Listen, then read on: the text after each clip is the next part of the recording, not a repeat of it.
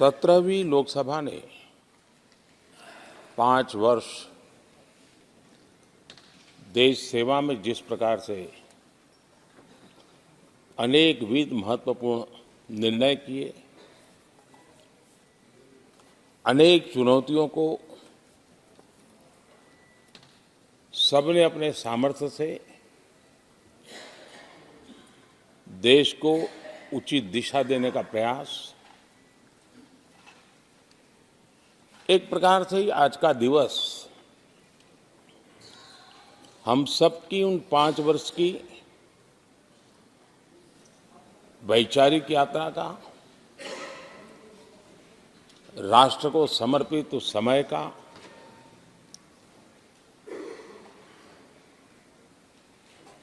देश को फिर से एक बार अपने संकल्पों को राष्ट्र के चरणों में समर्पित करना ये अवसर है।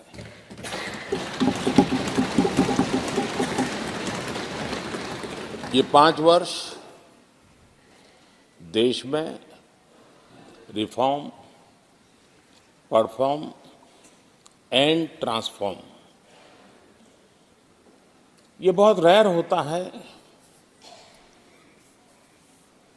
कि रिफॉर्म भी हो, परफॉर्म भी हो और हम ट्रांसफॉर्म होता अपनी आंखों के सामने देख पाते हो, एक नया विश्वास भरता हो। ये अपने आप में 17वीं लोकसभा से आज देश अनुभव कर रहा है और मुझे पक्का विश्वास है कि देश 17वीं लोकसभा को जरूर आशीर्वाद देता रहेगा।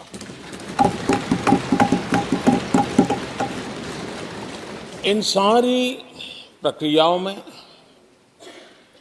सदन के सभी माननीय सदस्यों का बहुत महत्वपूर्ण रोल रहा है, महत्वपूर्ण भूमिका रही है और ये समय है कि मैं सभी माननीय सांसदों का इस गृह के नेता के नाते भी और आप सबके एक साथी के नाते भी आप सबका अभिनंदन करता हूं।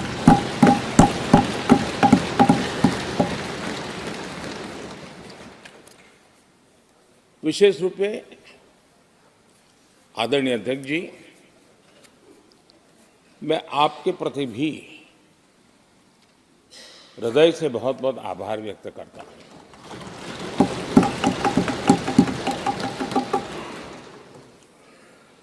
पांचों वर्ष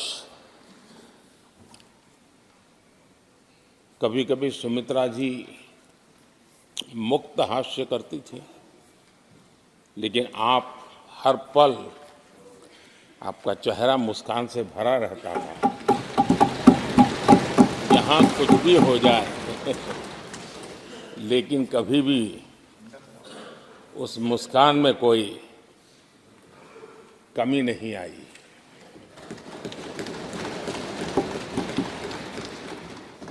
अनेकविध परिस्थितियों में आपने बहुत ही संतुलित भाव से और सच्चे अर्थ में निष्पक्ष भाव से इस सदन का मार्गदर्शन किया, सदन का नेतृत्व किया। मैं इसके लिए भी आपकी भूरी भूरी प्रशंसा करता हूं।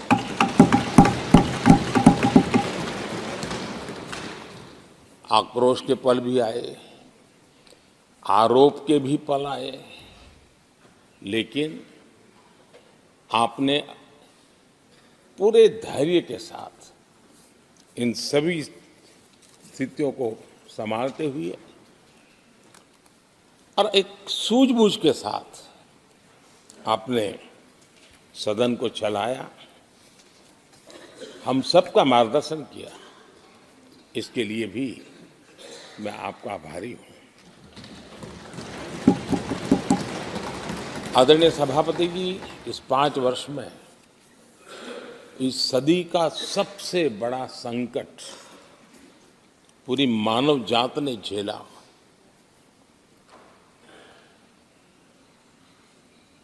कौन बचेगा, कौन बच पाएगा, कोई किसी को बचा सकता है कि नहीं बचा सकता, ऐसी वो अवस्था थी। ऐसे में सदन में आना, ये भी अपना घर छोड़ के निकलना, ये भी संकट का काल था। उसके बाद भी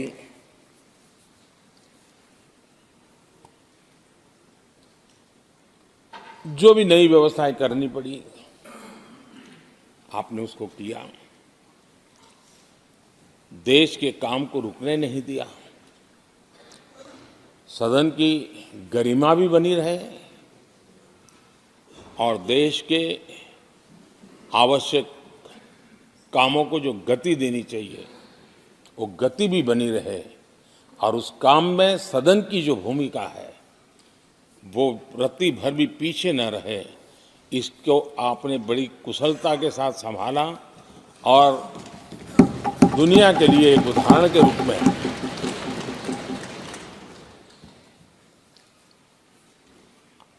आदरणीय सभापति जी, मैं माननीय सांसदों का भी इस बात के लिए आज एक बार आभार व्यक्त करना चाहता हूं कि उस कालखंड में देश की आवश्यकताओं को देखते हुए सांसद निधि छोड़ने का प्रस्ताव माननीय सांसदों के सामने रखा और एक पल के विलंब के बिना सभी माननीय सांसदों ने सांसद निधि से मुक्त,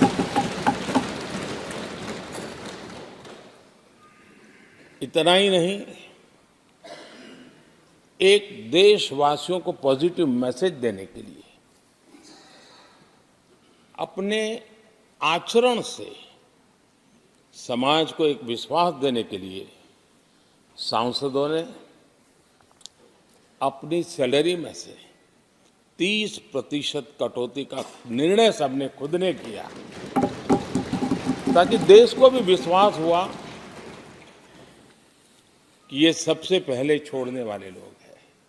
और आदरणीय सभापति जी, हम सभी सांसद बिना कारण साल में 2 बार हिंदुस्तान के मीडिया के किसी न किसी कोने में गाली खाते रहते थे कि ये सांसदों को इतना मिलता है और कैंटीन में इतने में खाते हैं, बाहर इतने में मिलता है, कैंटीन में इतने में मिलता है, बाहर यानी पता नहीं बाहर नोट लिए जाते थे।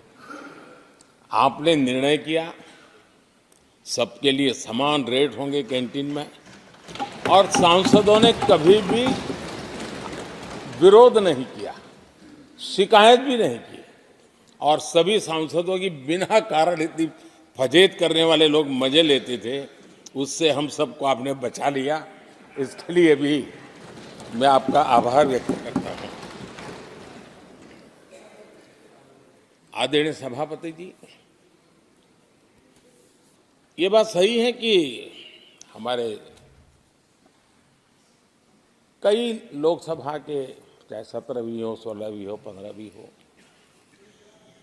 संसद का नया भवन होना चाहिए, इसकी चर्चा सबने की, सामूहिक रूप से की, एक स्वर से की, लेकिन निर्णय नहीं होता था। ये आपका नेतृत्व है जिसने निर्णय किया, चीजों को आगे बढ़ाया, सरकार के साथ अनेक मीटिंगें की, और उसी का परिणाम है कि आज देश को ये नया संसद भवन प्राप्त हुआ है। आदरणीय सभापति जी, एक संसद के नए भवन में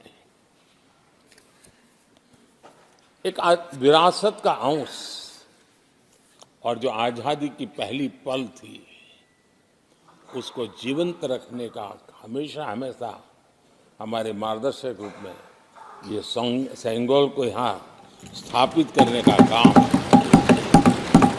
और अब प्रतिवर्ष उसको सेरेमोनियल इवेंट के रूप में उसको हिस्सा बनाने का एक बहुत बड़ा काम आपके नेतृत्व में हुआ है, जो भारत की आने वाली पीढ़ियों को हमेशा हमेशा हमें आज़ादी के उस प्रथम पल के साथ जोड़ के रखेगा, और आज़ादी की वो पल क्यों थी हमें वो याद रहेगा, तो देश को आगे ले जाने की वो प्रेरणा भी बनी रहेगी। उस पवित्र काम को आपने किया है। आदरणीय सभापति जी, ये भी सही है कि इस कालखंड में G20 की अध्यक्षता का भारत को मिली। भारत को बहुत सम्मान मिला। देश के हर राज्य ने अपने अपने तरीके से विश्व के सामने भारत का सामर्थ्य और अपने राज्य की पहचान बखूबी प्रस्तुत की, जिसका प्रभाव आज भी विश्व के मन पर है। उसके साथ आपके नेतृत्व में G20 की तरह P20 का जो सम्मेलन हुआ और विश्व के अनेक देशों के स्पीकर्स यहाँ आए और मदर ऑफ डेमोक्रेसी भारत किस महान परंपरा को लेकर के, किस डेमोक्रेटिक वैल्यूज को लेकर के सदियों से हम आगे बढ़े हैं। व्यवस्थाएं बदली होगी, लेकिन डेमोक्रेटिक मन भारत का हमेशा बना रहा है। उस बात को आपने विश्व के स्पीकर्स के सामने बखूबी प्रस्तुत की और भारत को लोकतांत्रिक व्यवस्थाओं में भी एक प्रतिष्ठा प्राप्त कराने का काम आपके नेतृत्व में हुआ। आदरणीय सभापति जी, मैं एक बात के लिए आपका विशेष अभिनंदन करना चाहता हूं। शायद हमारे सभी माननीय सांसदों का और मीडिया का भी उस तरफ ध्यान नहीं गया है। हम संविधान सदन जिसको कहते हैं, जो पुरानी संसद, जिसमें महापुरुषों के जन्म जयंती निमित्त उनकी प्रतिमा को पुष्प चढ़ाने के लिए हम लोग एकत्र आते हैं, लेकिन वो एक 10 मिनट का इवेंट होता था और चले जाते थे। आपने देश भर में इन महापुरुषों के लिए वक्तृत्व स्पर्धा, निबंध स्पर्धा का एक अभियान चलाया। उसमें से जो बेस्ट ऑरेटर होते थे और बेस्ट एसेज होते थे, हर राज्य से 2-2 बालक उस दिन दिल्ली आते थे और उस महापुरुष की जन्म जयंती के समय, पुष्प वर्षा के समय वो मौजूद रहते थे, देश के नेताओं को, और बाद में वो पूरा दिन भर रह करके उस पर अपना व्याख्यान देते थे। वे दिल्ली के अन्य स्थान पर जाते थे, वो सांसद की गतिविधियों को समझते थे। यानी अपने ये निरंतर प्रक्रिया चला करके देश के लाखों विद्यार्थियों को भारत की संसदीय परंपरा से जोड़ने का बहुत बड़ा काम किया। और ये परंपरा, ये आपके खाते में रहेगी और आने वाले समय में हर कोई बड़े गौरव के साथ इस परंपरा को आगे बढ़ाएगा। मैं इसके लिए भी आपका अभिनंदन करता हूं। आदरणीय अध्यक्ष जी, संसद की लाइब्रेरी जिसको उपयोग करना चाहिए वो कितना कर पाते थे वो तो मैं नहीं कह सकता हूं, लेकिन आपने उसके दरवाजे सामान्य व्यक्ति के लिए खोल दिए। ज्ञान का ये खजाना, परंपराओं की विरासत, उसको आपने जन सामान्य के लिए खोल करके बहुत बड़ी सेवा की है। मैं इसके लिए भी आपका हृदय से अभिनंदन करता हूं। पेपरलेस पार्लियामेंट, डिजिटलाइजेशन, आपने आधुनिक टेक्नोलॉजी हमारी व्यवस्था में कैसे बने। शुरू में कुछ साथियों को दिक्कत रही, लेकिन अब सब इसके आदी हो गए हैं। सब मैं देखता हूं, जब यहाँ बैठे हैं तो कुछ न कुछ करते रहते हैं। तो अपने आप में एक बहुत बड़ा काम आपने किया है। ये एक स्थायी व्यवस्थाएं आपने निर्माण की है। मैं इसके लिए आपका बहुत आभार व्यक्त करता हूँ। आदरणीय अध्यक्ष जी, आपकी कुशलता और माननीय सांसदों की जागरूकता, उन सबका संयुक्त प्रयास मैं कह सकता हूं कि जिसके कारण 17वीं लोकसभा की प्रोडक्टिविटी करीब 97% रही है।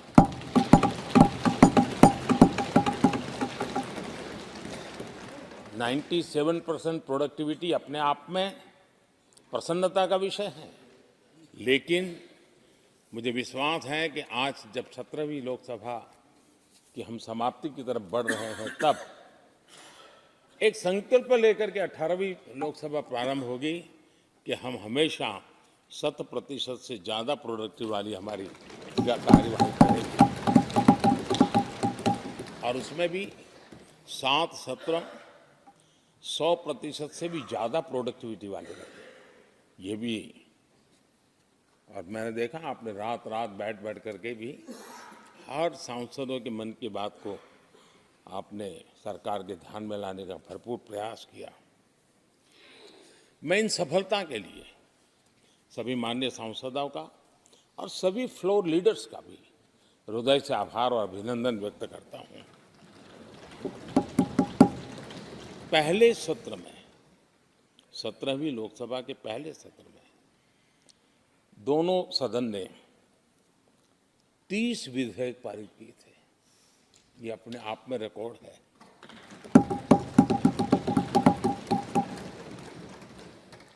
और एक नए नए बेंचमार्क 17वीं लोकसभा ने बनाए हैं।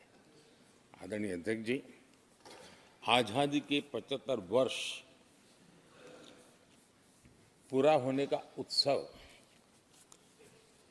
हम सबको कितना बड़ा सौभाग्य मिला कि ऐसे अवसर पर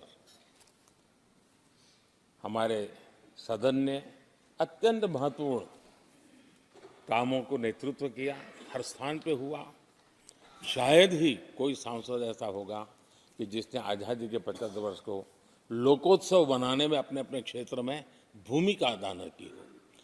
यानी सचमुच में आज़ादी के 75 वर्ष को देश ने जी भर करके उत्सव से बनाया और उसमें हमारे माननीय सांसदों की और इस सदन की बहुत बड़ी भूमिका रही है।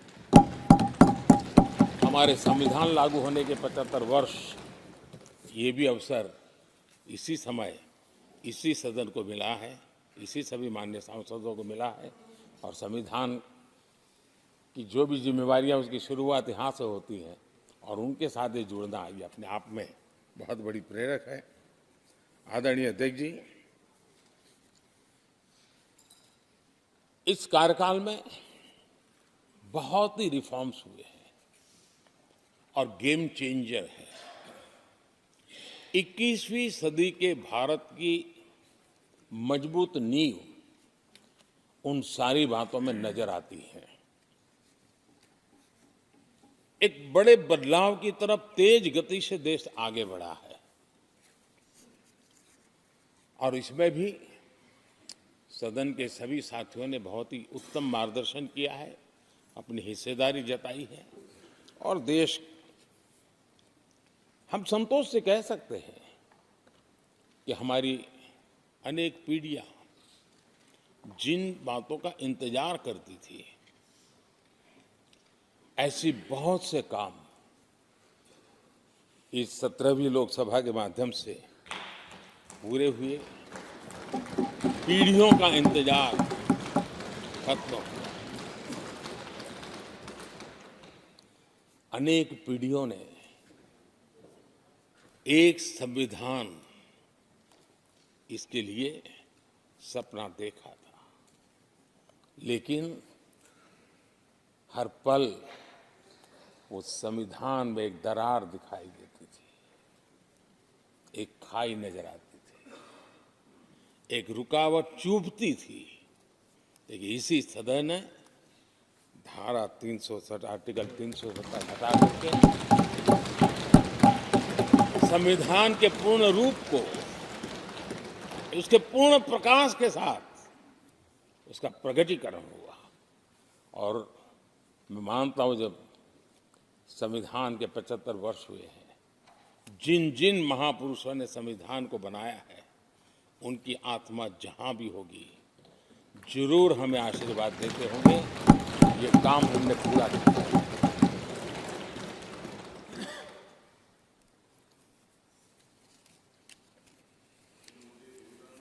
कश्मीर के भी, जम्मू कश्मीर के लोगों को सामाजिक न्याय से वंचित रखा गया था। आज हमें संतोष है कि सामाजिक न्याय का जो हमारा कमिटमेंट है, वो हमारे जम्मू कश्मीर के भाई बहनों को भी पहुंचा करके हम आज एक संतोष की अनुभूति कर रहे हैं। आदरणीय अध्यक्ष जी, आतंकवाद नासूर बनके देश के सीने पर गोलियां चलाता रहता था। मां भारती की धरा आए दिन रक्त रंजित हो जाती थी। देश के अनेक वीर होनहार लोग आतंकवाद के कारण बलि चढ़ जाते थे। हमने आतंकवाद के विरुद्ध सख्त कानून बनाए, इसी सदन ने बनाए। मुझे पक्का विश्वास है कि उसके कारण जो लोग ऐसी समस्याओं का लिए जूझते हैं, उनको एक बल मिला है, मानसिक रूप के उनका कॉन्फिडेंस बढ़ा है और भारत को पूर्ण रूप से आतंकवाद से मुक्ति का उसमें एक एहसास हो रहा है और वो सपना भी सिद्ध होके रहेगा।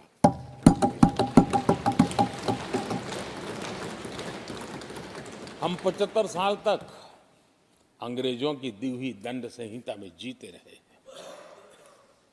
हम गर्व से कहेंगे देश को, नई पीढ़ी को कहेंगे, आप अपने पोते पोती को कह सकेंगे गर्व से कि देश 75 साल भले दंड संहिता में जिया, लेकिन अब आने वाली पीढ़ी न्याय संहिता में जिएगी। और यही सच्चा लोकतंत्र है। आदरणीय अध्यक्ष जी, मैं आपका एक बात के लिए और अभिनंदन करना चाहूंगा कि नया सदन, इसकी भव्यता वगैरह तो है ही, लेकिन उसका प्रारंभ एक ऐसे काम से हुआ है जो भारत की मूलभूत मान्यताओं को बल देता है, और वो नारी शक्ति वंदन अधिनियम। जब भी इस नए सदन की चर्चा होगी तो नारी शक्ति वंदन अधिनियम, इसका जिक्र होकर के, यानी एक, और भले ही वो छोटा सत्र था लेकिन दूरगामी निर्णय करने वाला सत्र था। इस नए सदन की पवित्रता का एहसास उसी पल शुरू हो गया था, जो हम लोगों को एक नई शक्ति देने वाला है। और उसी का परिणाम है कि आने वाले समय में जब बहुत बड़ी मात्रा में यहाँ हमारी माताएं बहनें बैठी होगी, देश गौरव की अनुभूति होगा।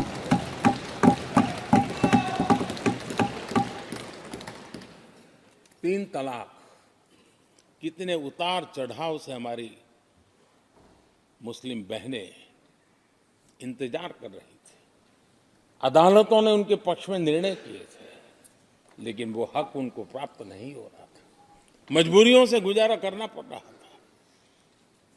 कोई प्रकट रूप से कहे, कोई अप्रकट रूप से कहे, लेकिन 3 तलाक से मुक्ति का बहुत महत्वपूर्ण और नारी शक्ति के सम्मान का काम 17वीं लोकसभा ने किया है।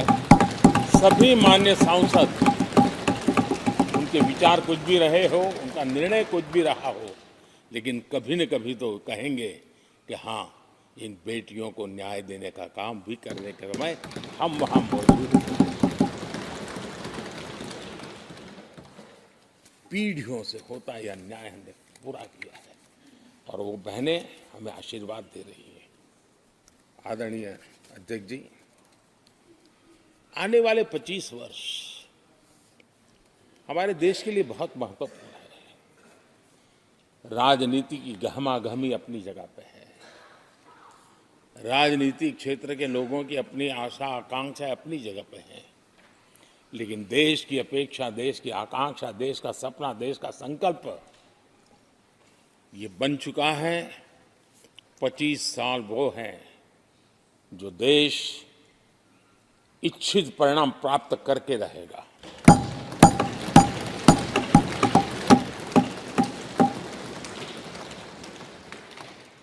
उन्नीस 1930 में जब महात्मा गांधी जी ने दांडी की यात्रा की थी, नमक का सत्याग्रह था,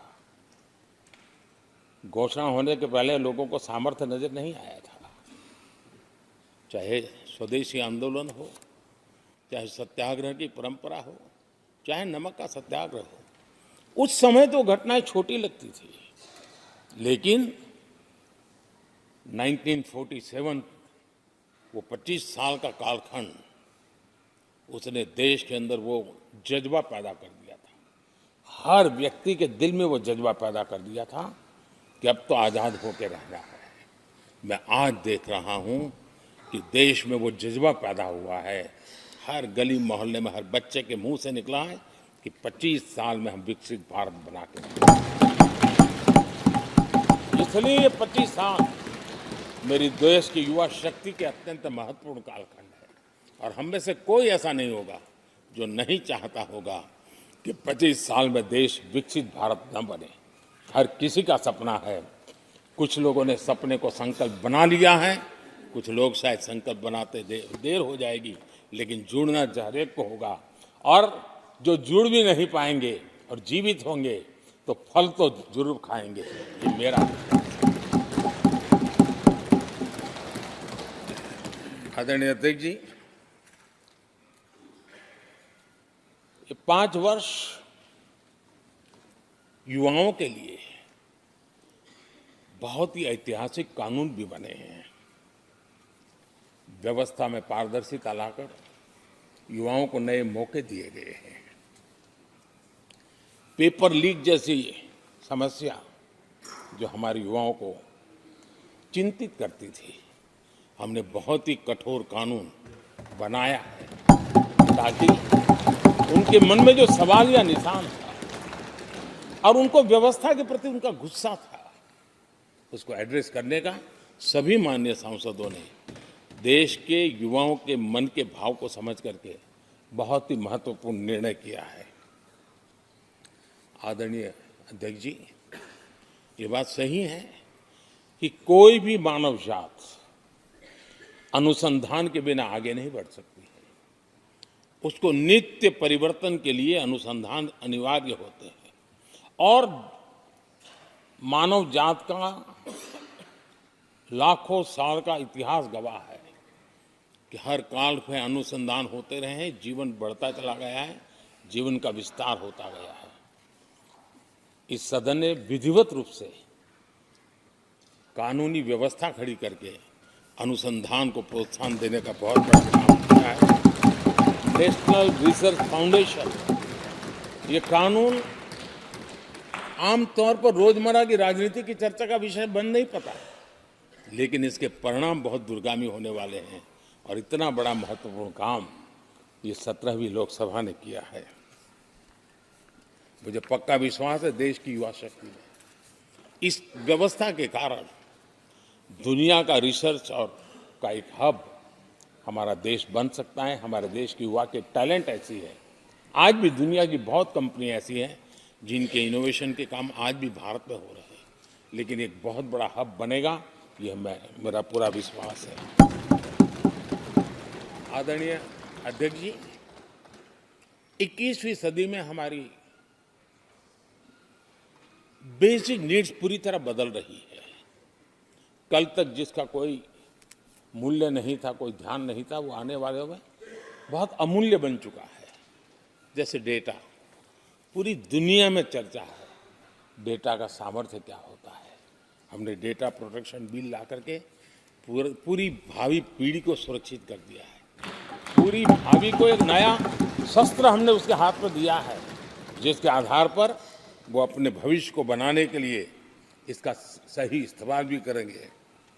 और digital personal data protection act, ये हमारी 21वीं सदी की पीढ़ी को और दुनिया के लोगों को भी भारत के इस एक्ट के प्रति रुचि बनी हुई है। दुनिया के देश उसका अध्ययन करते हैं, अपने अपना नई नई व्यवस्था अनुकूल करने के लिए प्रयास कर रहे हैं। और डाटा का उपयोग कैसे हो, उसकी भी उसमें गाइडलाइंस है। अनेक प्रकार से प्रोटेक्शन का पूरा प्रबंध करते हुए इसका सामर्थ्य कैसे आए।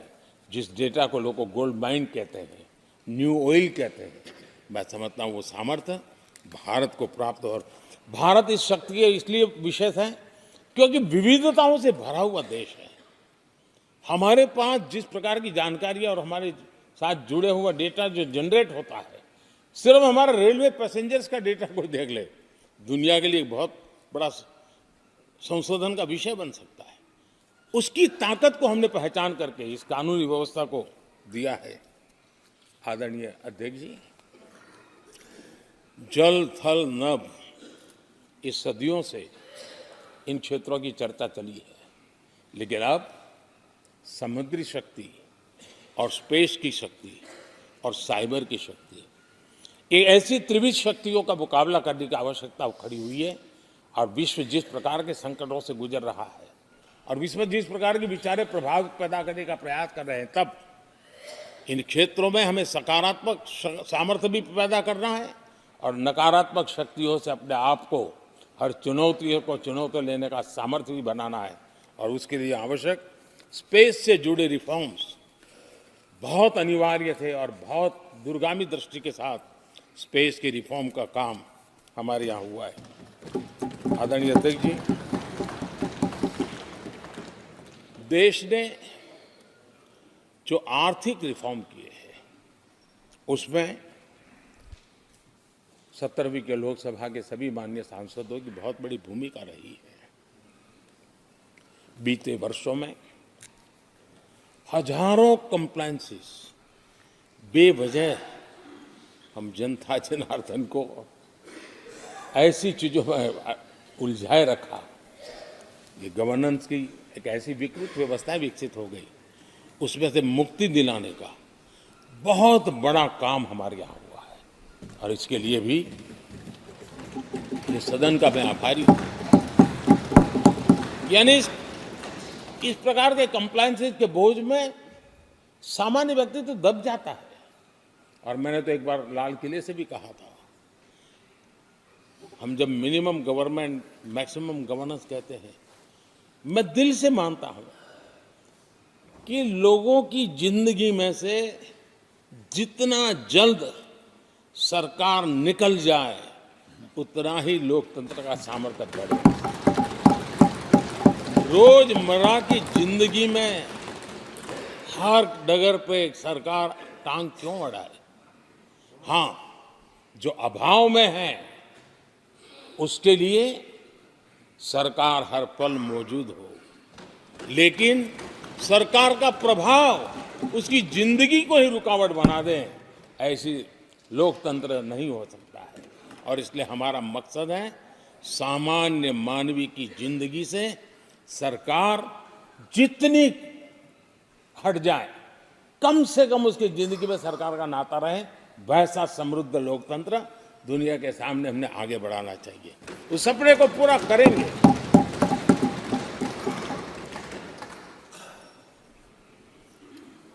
आदरणीय अध्यक्ष जी, companies act, limited liability partnership act, 60 से अधिक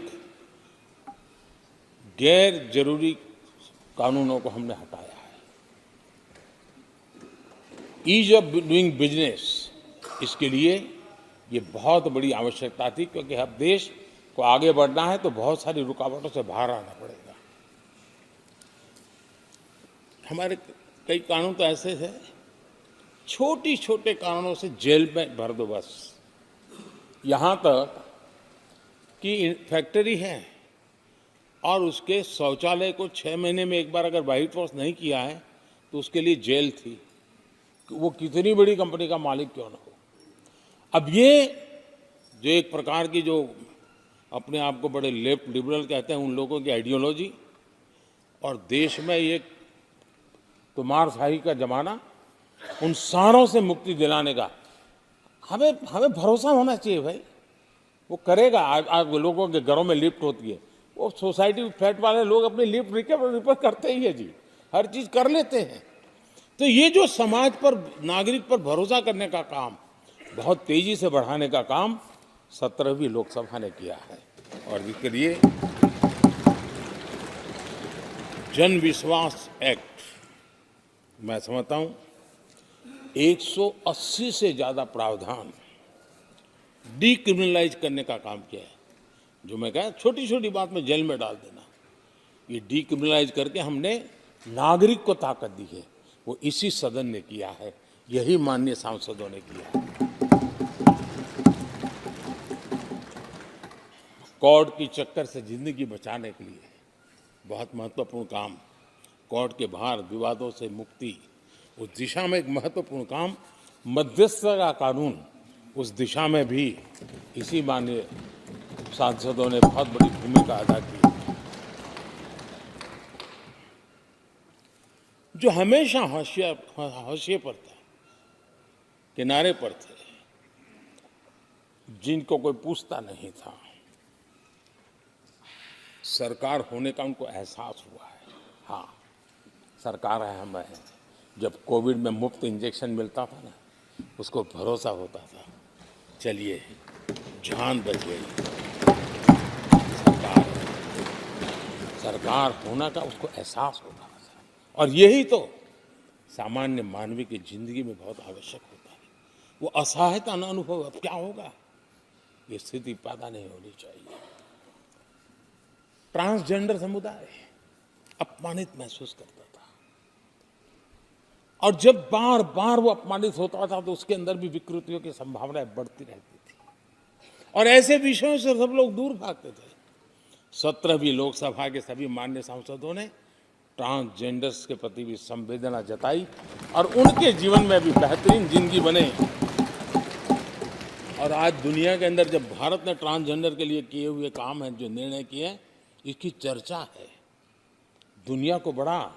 जब हम कहते हैं ना, हमारे यहाँ इवन हमारे माता बहनों के लिए प्रेगनेंसी के लिए 26 वीक की डिलीवरी के समय की छुट्टी, दुनिया के समृद्ध देशों को भी आश्चर्य होता है। अच्छा, यानी ये प्रोग्रेसिव निर्णय यहीं पर हुए हैं, इसी 17वीं लोकसभा में हुए हैं। हमने ट्रांसजेंडर को एक पहचान दी है। अब तक करीब 16-17 हजार ट्रांसजेंडर को उनका आइडेंटिटी कार्ड दिया गया है, ताकि उनके जीवन को, और मैंने देखा अब तो मुद्रा योजना से पैसे लेकर के छोटा मोटा वो बिजनेस करने लगी, वो कमाने लगी है। पद्मा अवार्ड हमने ट्रांसजेंडर को दिया है, एक सम्मान की जिंदगी जीने के लिए। सरकार से जुड़ी अनेक योजनाओं का लाभ जो अब तक उनको मिलता नहीं था, मिलना प्रारंभ हुआ है। वो सम्मानीय जिंदगी। आदरणीय अध्यक्ष जी, बहुत विकट काल में हमारा समय गया, क्योंकि 1.5-2 साल कोविड ने हमारे पर बहुत बड़ा दबाव डाला, लेकिन उसके बावजूद भी 17वीं लोकसभा देश के लिए बहुत उपकारक रही है, बहुत अच्छे काम किए हैं। लेकिन इस समय हमने कई साथियों को भी खो दिया है। हो सकता है अगर आज वो हमारे बीच होते तो आज इस विदाई समारोह में मौजूद होते, लेकिन बीच में ही कोविड के कारण हमें अपने बहुत होनहार साथियों को खोना पड़ा। उसका दुख हमेशा हमेशा हमारे रहेंगे।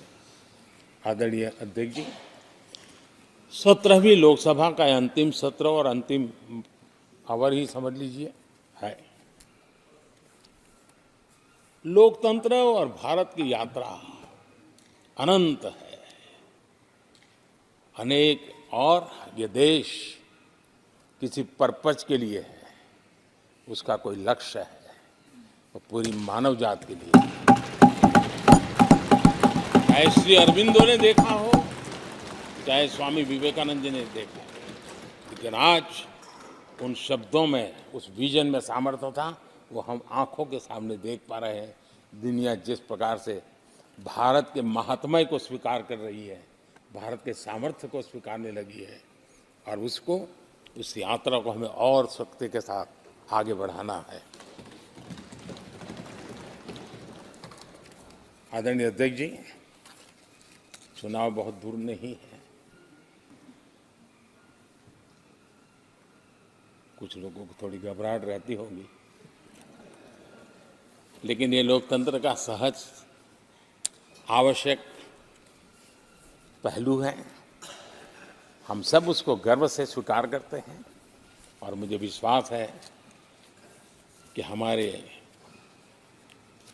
चुनाव भी देश की शान बढ़ाने वाले, लोकतंत्र की हमारी जो परंपरा है, पूरे विश्व को अचंभित करने वाले अवश्य रहेंगे, ये मेरा पक्का विश्वास है।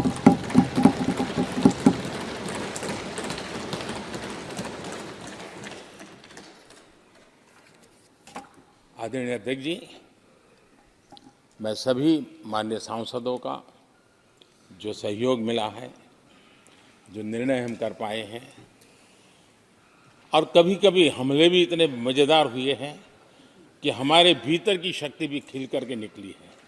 और मेरा तो परमात्मा की कृपा रही है कि मुझे जब चुनौती आती है तो ज़रा और आनंद आता है। हर चुनौती को हम सामना कर पाए हैं, बड़े आत्मविश्वास और विश्वास के साथ हम चले हैं। आज राम मंदिर को लेकर के इस सदन ने जो प्रस्ताव पारित किया है, वे देश की भावी पीढ़ी को इस देश के मूल्यों पर गर्व करने की संवैधानिक शक्ति देगा। ये सही है कि हर किसी में ये सामर्थ्य नहीं होता है कि ऐसी चीज़ों में तो कोई हिम्मत दिखाते हैं, कुछ लोग मैदान छोड़ के भाग जाते हैं, लेकिन फिर भी भविष्य के रिकॉर्ड को देखेंगे तो आज जो व्याख्यान वो हुए हैं, जो बातें रखी गई हैं, उसमें संवेदना भी है, संकल्प भी है, सहानुभूति भी है और सबका साथ सबका विकास के मंत्र को आगे बढ़ाने का उसमें तत्व भी है। ये देश